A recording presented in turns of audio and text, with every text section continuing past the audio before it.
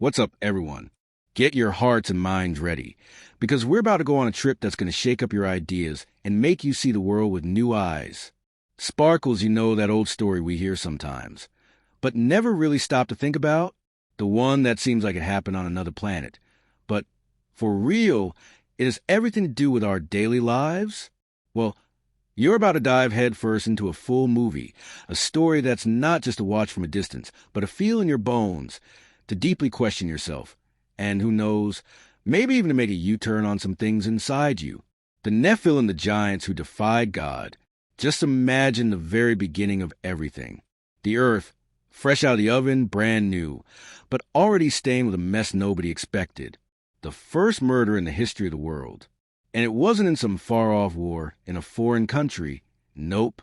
It was right at home, in the family, between two brothers. Cain, with his heart on fire with rage, with an envy that completely blinded him, did something terrible to Abel, a move that would echo forever, for all eternity. You know what I mean? Abel's blood, which had absolutely no fault, didn't just stay quiet there on the ground.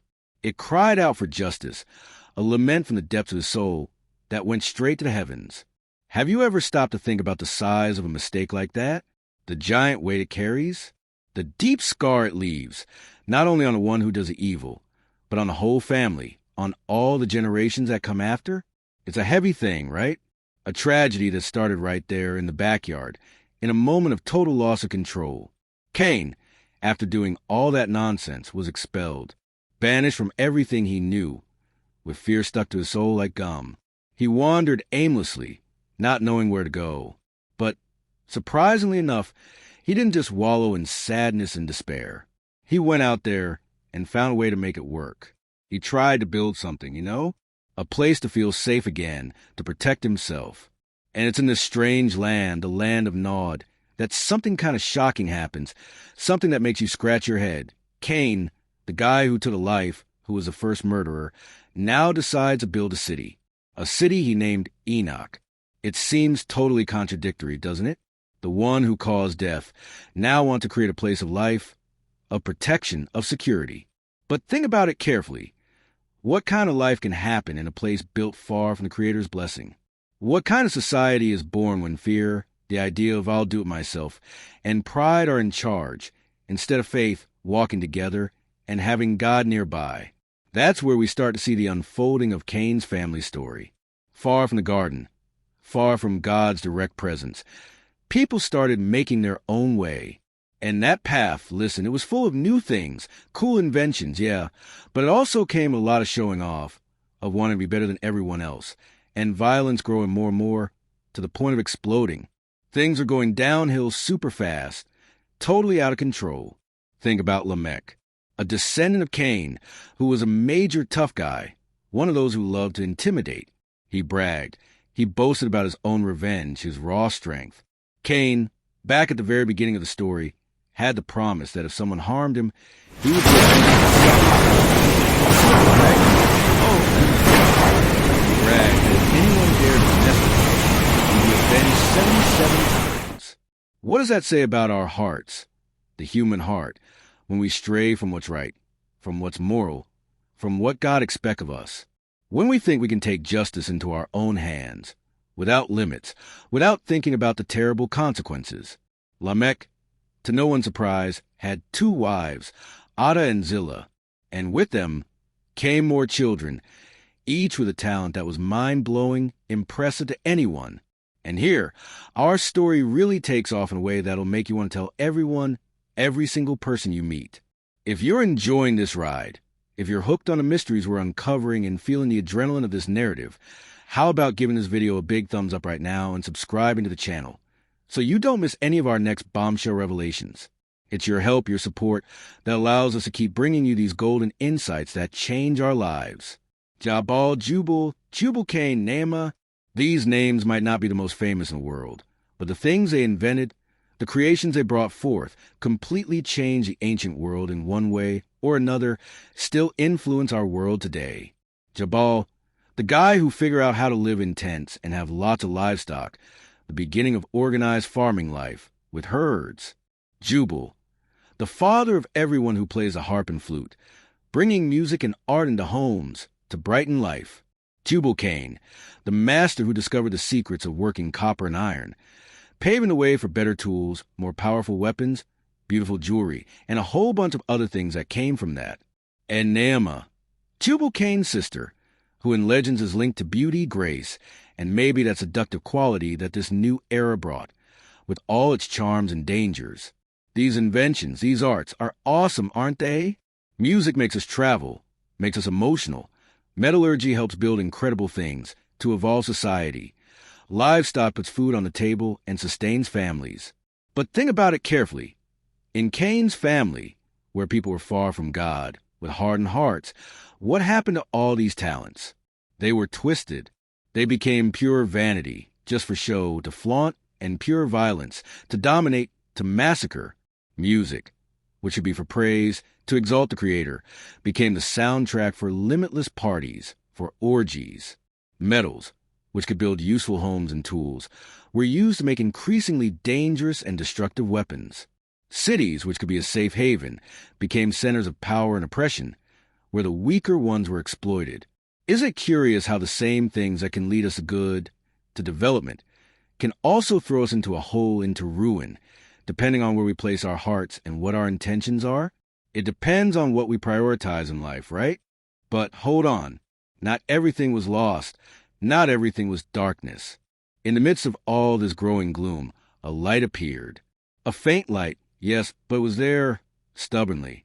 In the other family, Seth's family. Seth, the sun god, gave Adam and Eve as a new hope after tragically losing Abel. And it's with Enosh, Seth's son, that things completely change.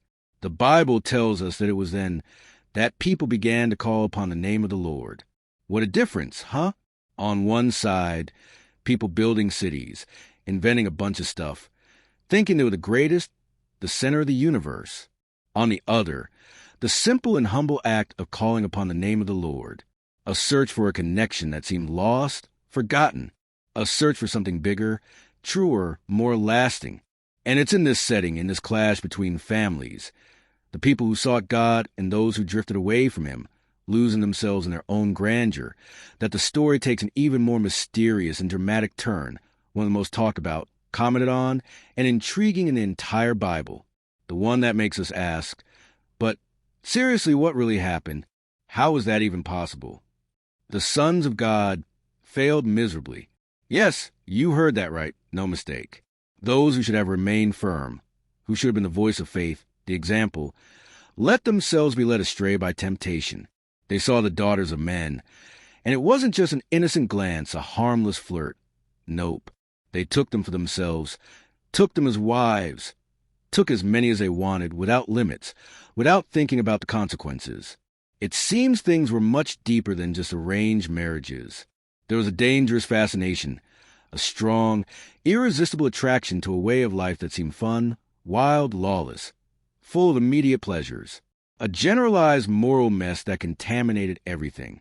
And from this strange mixture, from this union that was all wrong, totally incorrect, they were born the Nephilim, figures who were actual giants, huge guys, monsters in ancient history, beings who became famous, kind of like heroes of that time, but in a sinister way.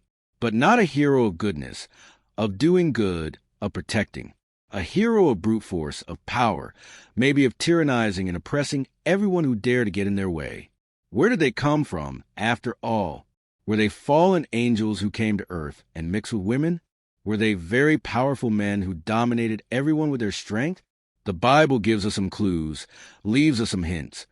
But the mystery only makes us want to know more, to investigate deeply. What we know for sure is that their arrival was like an atomic bomb on the morality of the earth, destroying everything. The filth, the corruption overflowed. It wasn't just a tiny drop. It wasn't a minor mistake that went unnoticed. It was a tsunami of evil that covered everything, that flooded every corner of the planet. Society before the flood, then, became a stage for unlimited pride, which blinded people. The pride of the giants dominated the cities. The decisions, they weren't just big in size, but also in arrogance and presumption. A person's life was worth nothing. It was disposable. Justice was twisted, skewed towards whoever was in charge, whoever had power. Parties, chaos. Hooking up, lust, deals made purely out of self-interest and not truth. All of this paved the way for violence that was disgusting, that reached levels no one could stand anymore, that was unbearable. The Creator looked at the earth and saw that man's wickedness had become an epidemic, spreading uncontrollably, and that everything they thought, deep in their hearts, was evil all the time. Can you imagine a world like that, where every thought, every intention was rotten, corrupted by evil? It's hard to even think about, right? But that's exactly what the Word of God tells us in Genesis chapter 6, verse 5. A desperate situation with no apparent way out. But hold on. Not everything was lost. Not everything was darkness. In the midst of all this gloom, so heavy, that seemed endless, one man stood out. A guy who wasn't carried away by the current of evil, who remained firm. His name? Noah. And the Bible tells us something that changes everything, that turns a tide. Noah found a way for God to look at him with kindness, with grace. Why him? What made him different from everyone else? He was a righteous guy. He walked with God. He had an intimacy. In a world where everyone seemed to have forgotten the Creator, Noah maintained connection, the bond, and that connection made him obey God no matter the cost. God decides to fix the earth, to clean up the mess, but offers a way out, an opportunity. He asks Noah to build an ark, a giant, enormous boat in the middle of dry land. Sounds crazy, right? And that's exactly how the people around Noah reacted, with scorn. While he with his family worked nonstop day and night, what did he hear? Jokes, laughter, mockery. People went on with their lives, their parties, their feasting, their blind pride. Rain? Flood? What nonsense. The sun has always shone. It'll shine forever. They ate, drank, got married, lived life to fullest, not caring at all about Noah's preaching about what was coming, about the imminent judgment. In Luke chapter 17, verse 27, Jesus talks about this indifference of people. Isn't that a warning for us today? Not to get so lost in our own stuff, in our routine, in our pleasures, that we ignore the signs around us, the warnings? Not to be careless about everything. And Noah kept going strong, obeying, building, speaking what was right, what God commanded. One day, the ark's door opened, and the animals started coming in, 2 by 2, 7 by 7, a spectacle no one had ever seen before, which must have seemed like another one of Noah's crazy stunts, an unbelievable scene. But the door wasn't to stay open forever, waiting endlessly. The time came when God, He Himself, closed the door, a silence that must have been heavy, tense, before the storm. A silence that came before the greatest catastrophe the earth had ever witnessed, an unparalleled disaster. And then the sky fell apart. It wasn't a weak little drizzle. No, it was a flood that covered the entire world, leaving nothing. The water rose nonstop. The springs of the deep broke open with full force. The pride of the giants, the futility of the cities, the chaos of the parties, everything was swept away by the force of the water. A judgment that was merciless, yes, but also an act of God's justice, to cleanse the earth of so much wickedness. It was time to clean house, to start over. What you're going to see in this movie isn't just an ancient story from a distant past. It's a mirror that reflects our own reality. You'll see Cain's escape and how a culture that turned its back on God was born. Music that gets lost, metallurgy that makes weapons instead of good tools, cities that become prisons of oppression and sin. All of this turned into idolatry, meaning worshiping oneself, money, power, and what one does, instead of worshiping the one who created everything, the true God. You'll feel in your skin the dangerous fascination. Parties that never end. Sensuality that promises a lot of pleasure, but delivers a huge void in the end. Deals made purely out of self-interest that open the door to brutal, limitless violence. You'll see the birth of Nephilim, the children of a union that was a mistake, that was against God's will, who brought into the world a mixture of brute force, empty fame, and cruelty, which became kind of a cult of ego, of domination. Who were these beings who seemed so powerful? And how did they mess up the society of that time? You'll follow Noah's unwavering faith, which didn't falter, even with his preaching being ignored, the animals entering the ark, and, in the end, the judgment that cleansed the earth, that removed all the filth, all the impurity. But we're not going to end this conversation with sadness, with despair. No. Because every time God judges, a promise of a new beginning, a new chance, comes with it. The movie ends with a message that fills us with hope. God's covenant with Noah and all humanity, with that beautiful rainbow in the sky, a promise that he would never again destroy the earth with a flood. It's clear proof of God's grace, of his priceless love, which grants forgiveness and a chance to start over, from scratch, even when we mess up a lot of times, even when we really screw up. This isn't just an old story, no. It's a story that, told the right way, with the thrilling rhythm and emotion of an epic movie, will keep you hooked from beginning to end. It's not just to watch, it's to feel every bit of it, every dilemma, every decision. Why will you get hooked on it and want to tell everyone, every friend and family member you meet? Because it talks about very powerful things that have everything to do with our present, with the problems and challenges we face. Unlimited power. What do we do with the power we have in our hands? Do we use it to build something good or to step on others? To get ahead alone? Sensuality. How do we deal with the desires of the heart? With temptations? Do they control us, or do we control them? Setting limits? Pride. The kind that blinds us, that makes us feel better than others, like we're the best, and that prevents us from seeing the truth and helping those who truly need it. Violence, which appears in so many ways, whether with punches, words, or aggression, and which often arises from vanity, wounded pride, or the pursuit of power. Judgment. That certainty that everything we do has a consequence, good or bad, both for us and for everyone around us. And, most importantly of all, grace, God's priceless love, which grants forgiveness and a chance to start over, from scratch, even when we mess up a lot of times, even when we feel lost. The images and scenes that will play out before you, that you'll visualize in your mind as you listen/read, will make you think a lot, really a lot. And here's the question this movie will throw in your face, the question we all need to ask ourselves, with the greatest sincerity and no excuses. So what's your crew? What kind of life? What kind of future are you feeding with your choices today? Are you building a life seeking God, with faith, obeying his word, loving your neighbor as yourself, even if it means going against the tide, being different from everyone else, swimming upstream?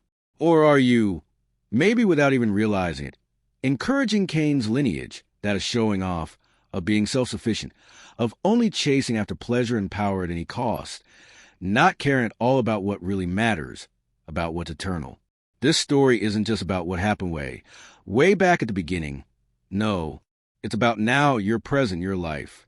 It's about where we're leading our lives and the lives of the people close to us who depend on us. It's about the mark we leave on the world, the legacy we build. If this idea got to you, if this story touched your heart and mind, then you can't keep it to yourself. No way. Share this video with your friends, with family, with everyone you know who also wonders about the meaning of life and the great mysteries of faith. Your action could be the little push someone needs to find a light, a new perspective, a change of direction. And if you haven't already, your like and your subscription are the fuel, the gas, the power we need to keep bringing you content that makes your head think, your heart feel, and your life change. Get ready to see the Nephilim, not just as ancient book figures like distant legends, but as a strong cry and a warning of a battle that is still happening today, within the heart of each of us, of every human being. A battle between what defies God and what truly seeks him with sincerity. A battle that decides our future, our destiny. So, which side will you choose? Which path will you take? Think about it very carefully.